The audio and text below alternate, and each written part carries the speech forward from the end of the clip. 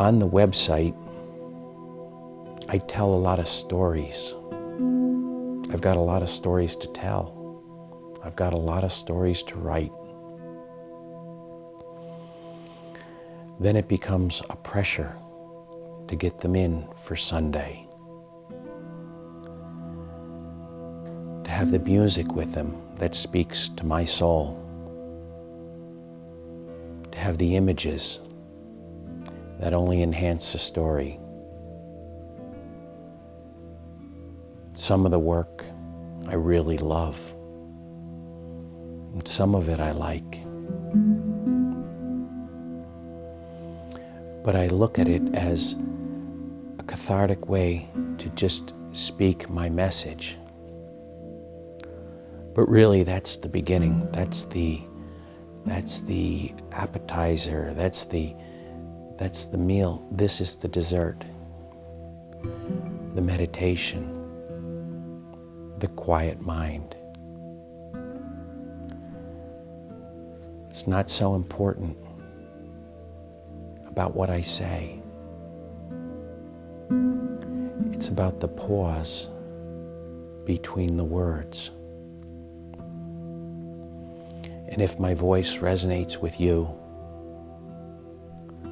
as someone who wants to share the joy of being quiet, of being still, Psalm 23, lead me beside quiet waters. The quietness is where the creativity comes from. It's where the music is written. It's where the great things are dreamed of. I believe Walt Disney had a quiet mind where he would envision things. But that's only in the silence. Too much we look at the silence as if it's awkward,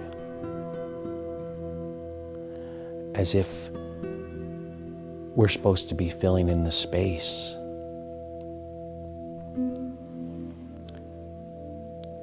Quietness and kindness really transcends the type A, pushy salesman, whether it be cars, ideas, religions. All true religions should lead you to a place of stillness and quietness. God's one and only voice is silence. And if you can bring a meditative practice to your life, I believe big miracles will occur for you. One of my favorite stories that I wrote about was Sir Paul McCartney. In the writing Let It Be, the song that he dreamt of in the middle of the night, he woke up and he penned this classic tune. Let It Be. Paul lost his mother, Mary, as a young boy, 16 years old. His aunt came and she said, "Your mom is very sick and she's going to be away from you for a while." And Paul's dad came when his mom had passed and said, "Your mom passed away." And that was all that was ever said of it. Paul went many years where he just wasn't right with that, and he couldn't find peace in his mom's passing. But in the night, it came to him, and he wrote a song. And after that song, it's never been the same between his lack of acceptance and his mom's death. In an interview, Paul said he was in complete acceptance of it after that point. That is something that I wrote about and something that I'm very proud of to have understood that story of how Paul transcended such a difficult situation. The quiet mind. When my dad had a stroke, much of his family flew to Florida the same day. I went down to see my dad in a very critical state. We met with the neurosurgeons, and they said,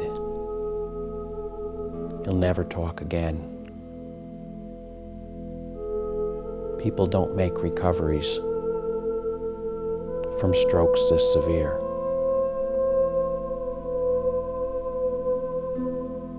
Everyone tried to talk to him, but my dad was not responsive. I went to my dad.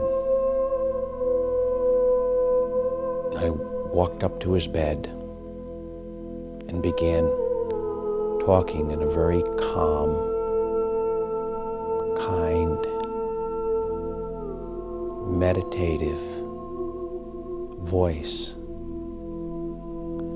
And I just reiterated that it was okay.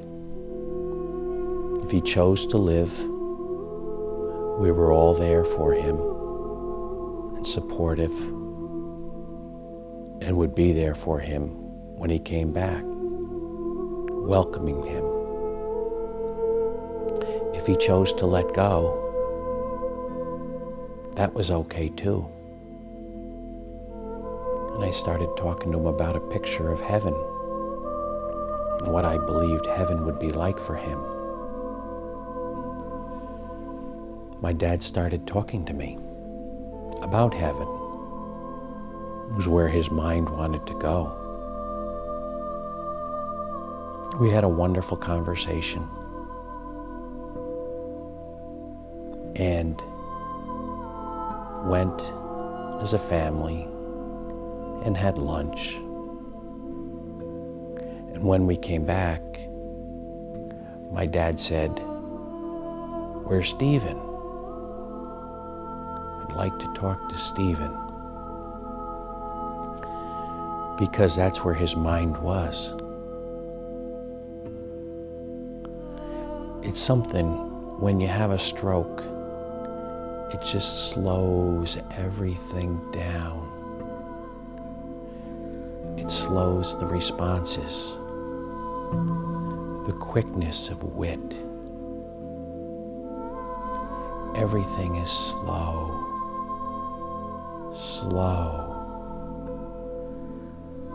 Words are chosen carefully.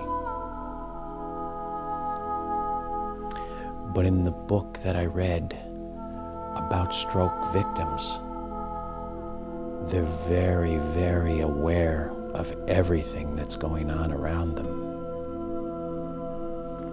In fact, there's a heightened awareness. An awareness like they never had in their busy world. It's a quietness. It's a time of reflection. It's like there's a sixth sense that comes to be. That was the state that my dad was in. And for the next 18 months, when he would speak, he chose his words quite carefully.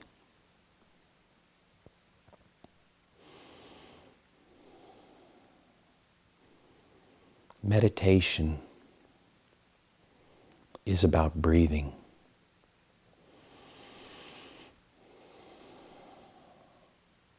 The first thing the yogi does is they say, take the deep breath. The breath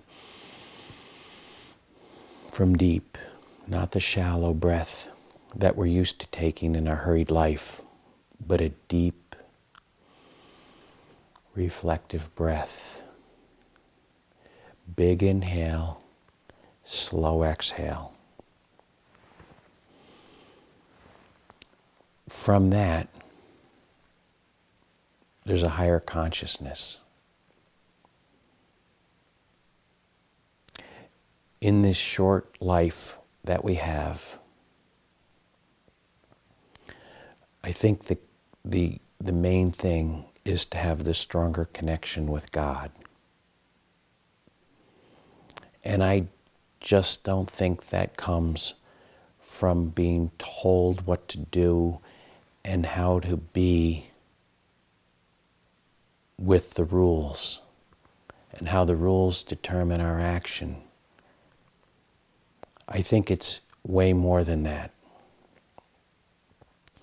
I think it's to live in spirit and not be caught up in all the petty arguments about why I'm right and you're wrong. Anything that excludes others, I don't believe is from God. God is about being in harmony with the world the way it is. Not a world that we want to tell others their way to be, with our way being right and their way being wrong. It's about a kinder, more compassionate, loving world. A world where we follow the golden rule, doing unto others as we would want them to have done to us. Living at a place of peace with everyone. More acceptance with the way it is, not the way we think it should be. And live our lives from that point. From a quiet point, non-judgmental, being as much in harmony with the world as we can be. I want to thank you very much, and I look forward to continuing this series. Remember, meditate, be quiet, and dream. Thank you very much.